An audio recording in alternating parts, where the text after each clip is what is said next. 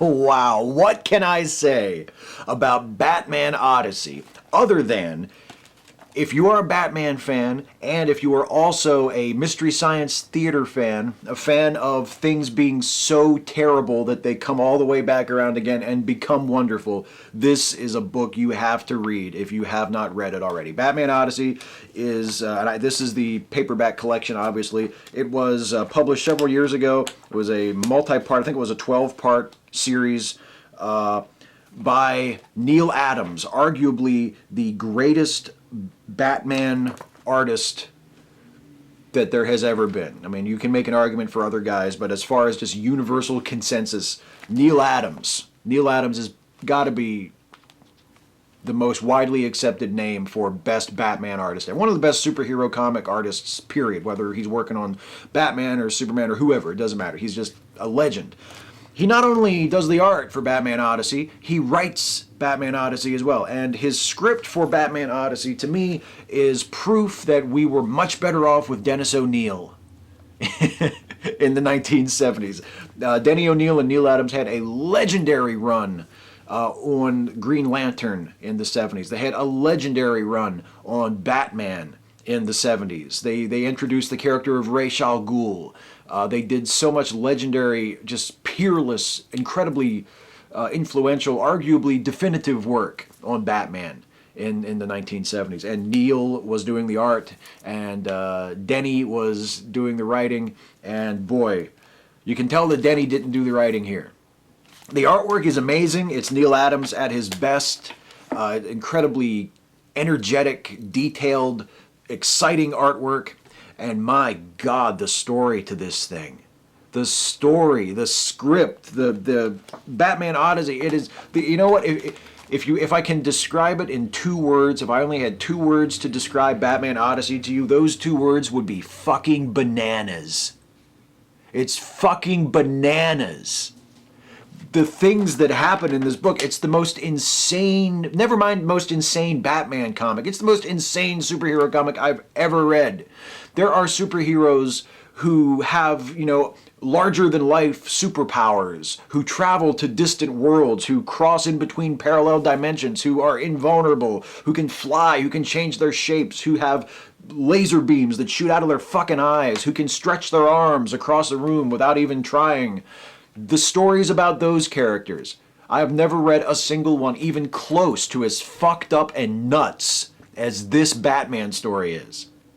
Look at the cover. If you've ever seen the cover of this paperback of Batman Odyssey, you know what I'm talking about. That is Batman riding on the back of a fucking pterodactyl. That is not artistic liberty. That actually happens a few times in the story. This story is one which finds Batman eventually exploring an underground world, a subterranean civilization, which I guess might possibly reflect Neal Adams's real life acceptance of a type of hollow Earth theory. Neal Adams in real life is nuts, I should say. He's one of the most influential and important comic book artists ever. An incredibly, incredibly talented man. By all accounts, a really cool guy, a guy you'd probably enjoy hanging out with, but he's just out of his mind. He's crazy. He may well believe that there are people living under the earth who ride dinosaurs. I don't know. He may actually believe that. He may think that the least plausible part of this story is the presence of Batman, for all I know. I mean, the artwork is phenomenal, but the story is just so crazy, so completely off the wall, and and so inconsistent. It just bounces from place to place. It seems like Neal Adams, he took so long to write it that he either lost interest in certain parts or just forgot about those and just moved on to other things, and then realized with like an issue left that he had to go back and tie everything up. Because there are so many narrative dead ends in this book. There's so much shit that seems like it's being set up for a major payoff, and then it just either is completely forgotten about, or it's paid off very hastily, just in a few lines of dialogue near the very end.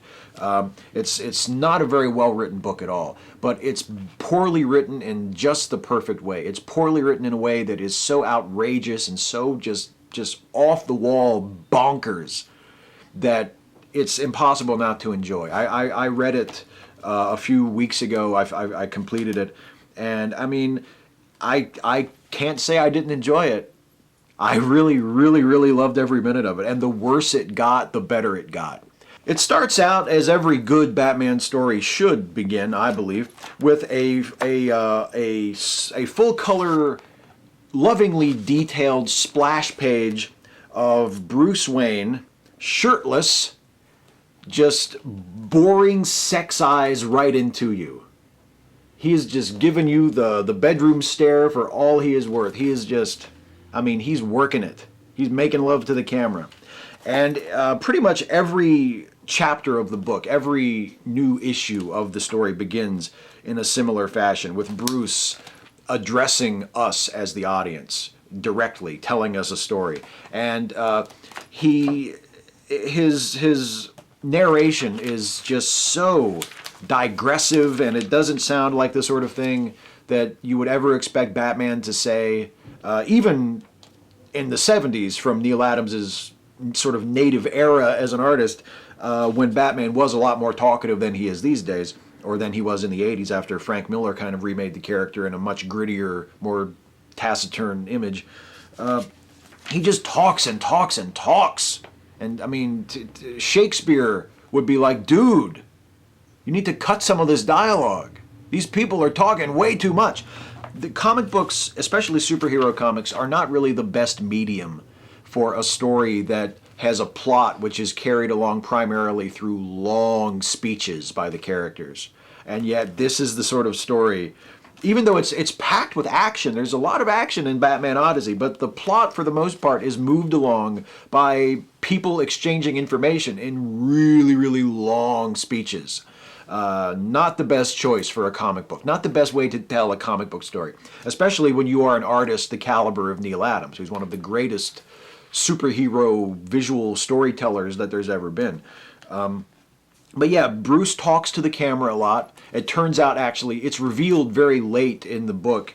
So late that I suspect it may have been a late idea of Adams's. It's revealed that he's not actually talking to us, he's talking to someone else.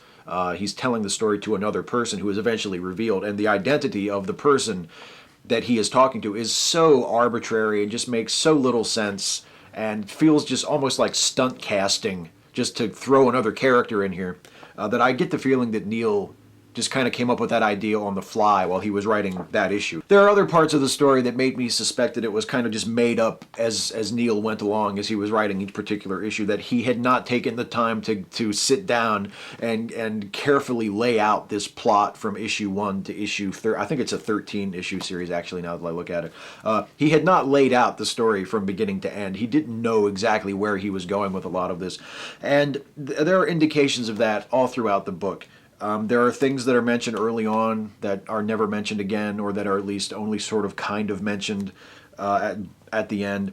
There's a theme that it looks like this. It looks like the book is going to be about one thing. It looks like it's going to be about Batman and his morals and his determination to not kill, his code, basically, his Batman's code to never kill his enemies. Is that something that he can hold on to, or is that something he's going to have to compromise at some point? It seems like that's going to be what the story's about. And it's not. I mean, that point is brought up again late in the story. It's mentioned, and Adams gives Batman this incredibly lengthy, very redundant, serpentine soliloquy to try and tie that all back together, to try and drag this insane story back around to that theme. But it's a very heavy-handed, clunky way of doing that, because the story has clearly gone completely off the rails by that point.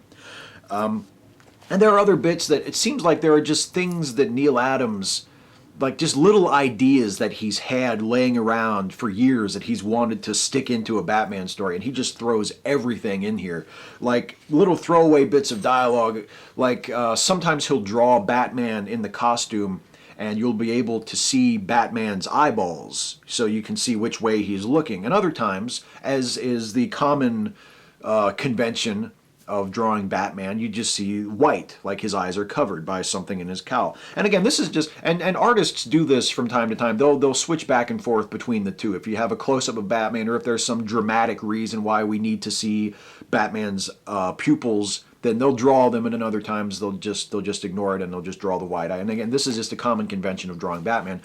But Neal Adams feels the need to explain this by having a scene where Batman opens and closes the eye shields in his cowl, like, and it has nothing to do with the story. There's no reason for it to be there. It's just one extra bit of information, one panel, one action that is completely irrelevant, that is wedged in just so we know that Neal Adams has thought of this.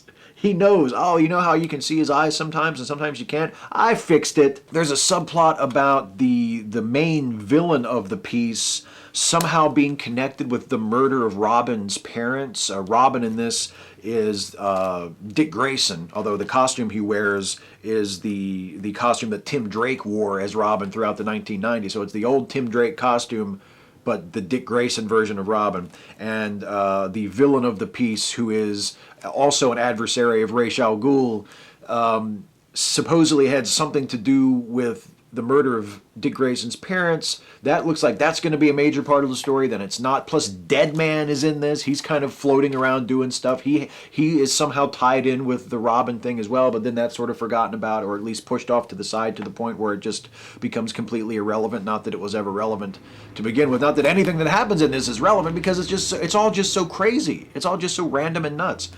But yeah, it's what can you say about it?